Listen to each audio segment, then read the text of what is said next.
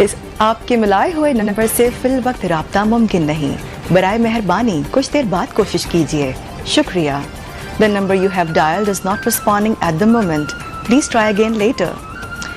अगला स्टेशन गज्जू माता, अगला स्टेशन पार्लियामेंट हाउस, अगला स्टेशन कमेटी चौक।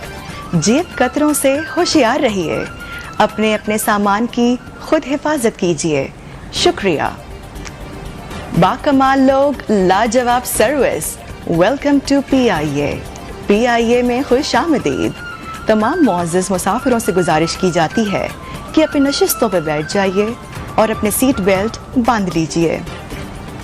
कुछ ही देर में PK बोइंग 777 जिन्ना इंटरनेशनल एयरपोर्ट कराची से इस्लामाबाद इंटरनेशनल एयरपोर्ट इस्लामाबाद के लिए रवाना होगा, शुक्रिया। तमाम मुसाफिरों से गुजारिश की जाती है कि सफ़र की दुआ पढ़ लीजिए। सुब्हानल्लज़ी सख़्ख़र लना हाज़ा व मा कुन्ना लहू मुक़रिनीन व इन्ना इला रब्बिना लमुनक़लिबून, शुक्रिया। इसके अलावा और भी बहुत से हैं। That's amazing, that's amazing। भाई आपके एक और फैन में, एक और मद्दाह में जनाब इजाफा हो चुका है। मैं अपनी बात तो कर सकती हूँ, लेकिन आई एम श्योर जो बहुत सारे लोग देख रहे हैं आपको, उन्होंने भी बहुत एंजॉय किया होगा। अच्छा मुझे बताइए, जो आपने बताया ना कि आपका मतलूबा नंबर किसी के इस्तेमाल में नहीं, बराए मेहरबानी दोबारा कॉल कीजिए। कभी ऐसा हुआ अम्मी ने कॉल की हो, किसी फ्रेंड ने कॉल की हो और आपने उनके साथ अपनी ही आवाज में प्रैंक किया हो, कभी ऐसा हुआ? जी मैं ऐसे प्रैंक्स बहुत करती रहती हूँ। जब मुझे बात नहीं करनी होती मैं कह देती हूँ कि आपका मतलूबा नंबर दूसरी कॉल पर मसरूफ है, बराए मेहरबानी इंतजार कीजिए। और पकड़ी गई कभी? इसके साथ साथ जब कोई जी अच्छा पकड़ी नहीं जाती, नहीं पकड़ी जाती, कॉल काट देते हैं लोग। Really? इसी तरह इस कॉल को इसी तरह कि इस कॉल को मिलाने के लिए आपका बैलेंस ना काफ़ी है, बराए मेहरबानी अल्लाह के वास्ते अकाउंट रिचार्ज कर लें।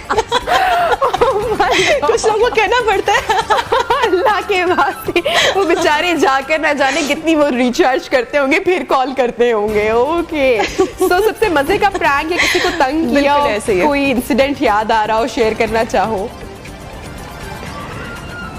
जी मैंने एक दफ़ा कराची की बात है, when I was in Karachi, तो मुझे अननोन नंबर से कॉल्स आती थी, तो मैं बहुत फेडअप हो गई। और मेरा मसला ये है नबीहा कि मैं फ़ोन नहीं उठाती हूँ, क्योंकि अगर मैं फ़ोन उठा लूँ तो लोग मेरे पीछे पड़ जाते हैं मेरी आवाज़ के, तो मैं जो भी होना मैसेज पे ही रिप्लाई कर देती हूँ। इत्तेफाक ये हुआ कि मैंने फ़ोन उठा लिया। अब वो कोई रॉन्ग नंबर ही था एंड ही सेड के मैडम आपकी आवाज़ बहुत प्यारी है, वो गुड नाइट गुड मॉर्निंग के मैसेजेस, तो मैं परेशान हो गई। मैंने उनकी खैर मालूमात थोड़ी सी की और फिर कोशिश की कि मैं ना उनको किसी तरह अपनी आवाज़ के थ्रू ही डालूं। मैंने फ़ोन किया, मैंने कहा मैं रेंजर्स हेडक्वार्टर से बात कर रही हूँ, फ़लाँ ऑफिसर, आपकी कंप्लेन हमें रिसीव हुई है, कुछ ही देर में हमारी मोबाइल टीम आपके पास पहुँचेगी और आपको हिरासत में ले लेगी, कहीं न जाइएगा, मोबाइल ऑफ मत कीजिएगा, शुक्रिया। दोबारा कॉल आई करें, आज की तारीख है, उस बंदे का वो नंबर ही कहीं गायब हो गया। वैसे ये तो आपने आइडिया भी बड़ा अच्छा दिया, क्योंकि प्रैंक कॉल्स करते हैं या जो तंग करते हैं, ऐसा वॉइस नोट बनाकर हम भी अपने पास रख लें तो भाई दोबारा किसी को रॉन्ग नंबर नहीं आएगा। अच्छा इतनी मतलब ब्यूटीफुली आप अपने मैसेजेस में जो एक्सप्रेशन डालती हो, और एक्सप्रेशन आने से किसी भी जुमले में जान डल जाती है, सो ये इतना फ्लॉलेस आप एफर्टलेस कैसे कर लेती हो? प्रैक्टिस की ज़रूरत होती है। मैंने बचपन में रीडिंग बहुत की है, इंग्लिश की हो, उर्दू की हो। इसके अलावा जो आप न्यूज़ पर सुनते रहते हैं, बुलेटिन्स, मैं सुनती थी, और जो अखबार मेरे घर में आता था इंग्लिश उर्दू का, तो मैं उसको बड़ा फ्रिक्वेंटली रीड करती थी, बिल्कुल उसी अंदाज में। और अपने चेहरे के एक्सप्रेशंस मैं खुद खड़े होकर आईने में देखती थी कि मैं जब बोल रही हूँ तो कैसा लग रहा है, मैं इसके अंदर और एक्सप्रेशंस कैसे ऐड कर सकती हूँ। अब जैसे मैं आपको एक छोटे सा मिसाल देती हूँ आपके चैनल के लिए। IVRs का आपने सुना होगा, इंटरैक्टिव वॉइस रिस्पॉन्स, जो हम सुनते हैं जब कहीं फ़ोन उठाते हैं तो रोबोटिक आवाज़ें आ रही होती हैं, जैसे thank you for calling neo news call करने का शुक्रिया, उर्दू में मालूमात के लिए 1 प्रेस कीजिए, for service in English press 2, या किसी भी वक्त हमारे नुमाइंदे से बात करने के लिए 0 प्रेस कीजिए। Amazing amazing. सो मीरब, आप इसके साथ साथ रेडियो भी करती हो, सो मुझे बताओ कि ज्यादा इंटरेस्टिंग आपको क्या लगता है, यू नो, वॉइस ओवर करना या रेडियो पर बात करना? ऑब्वियसली रेडियो पर भी यू नो ऑडियंस के साथ इंटरेक्शन करना और ये मैसेजेस आप इतना ब्यूटीफुली ये भी डिलीवर कर रही हो, सो ज्यादा किस चीज में मजा आपको आता है? नबीहा, यहाँ मैं आपको एक चीज़ बताना चाहूँगी जो कि मेरी अपनी दिल की आवाज़ है।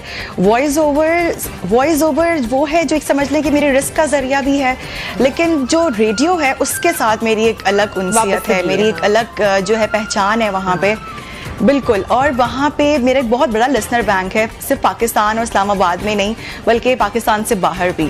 तो अगर मुझे ज़िंदगी में कभी वॉइस ओवर ना भी मिले, लेकिन मैं रेडियो नहीं छोड़ूंगी। मेरा रेडियो से एक अलग ताल्लुक़ है और मैं अपने लिसनर से बातें करना मुझे बहुत पसंद है। और कहते हैं ना कि जब मैं आती हूँ तो मेरी स्टार्टिंग ही कुछ ऐसे होती है कि अस्सलामुअलैकुम इस्लामाबाद, अस्सलामुअलैकुम पाकिस्तान, मैं हूँ आपके साथ आपकी अपनी आरजे, जी हाँ आपकी अपनी आरजे रिमशा बासित शेख।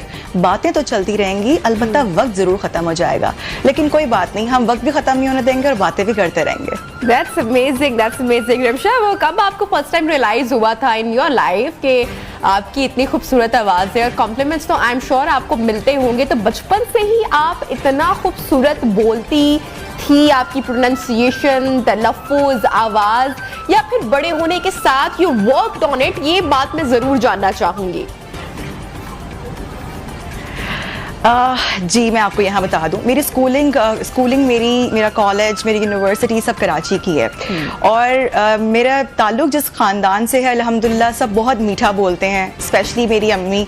मैं जो भी आज आप मेरी ज़ात में कोई भी चीज़ देखती हैं, तारीफ़ कर रहे हैं, पाकिस्तान अगर कुछ कह रहा है तो इसमें सिर्फ मेरी जो है वालिदा हैं, उनका बहुत बड़ा हाथ है कि वो जिस तरह मुझे समझाती थी, she is very qualified women, और वो ही मुझे सारी करेक्शंस करती रही हैं तलफ़ुज़ात में।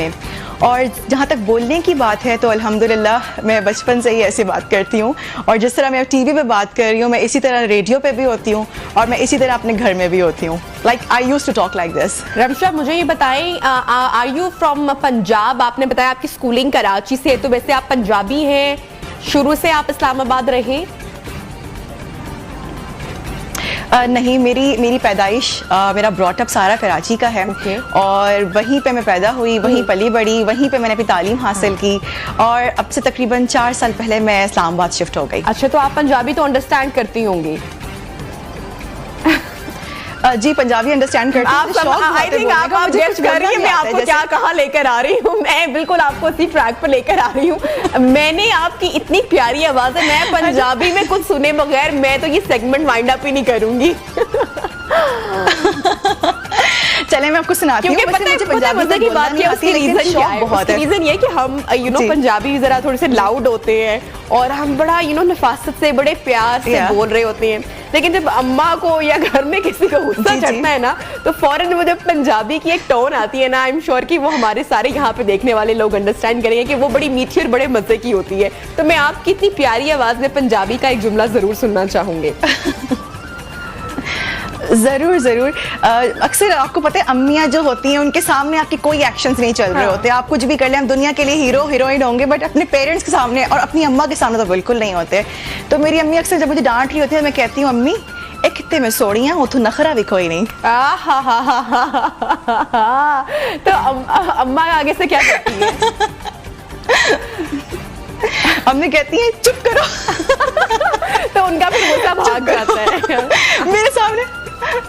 हाँ, मैं कहती हूँ अम्मी देखें कितनी प्यारी बेटी आपकी, कोई नखरे नहीं है, पूरा पाकिस्तान इसकी आवाज़ सुनता है और आपको मेरी आवाज़ की कदर नहीं है। ये तो अम्मी कहती हैं मम्मी कहती हैं जितनी कदर मुझे है ना, उतनी कदर शायद किसी को भी ना हो।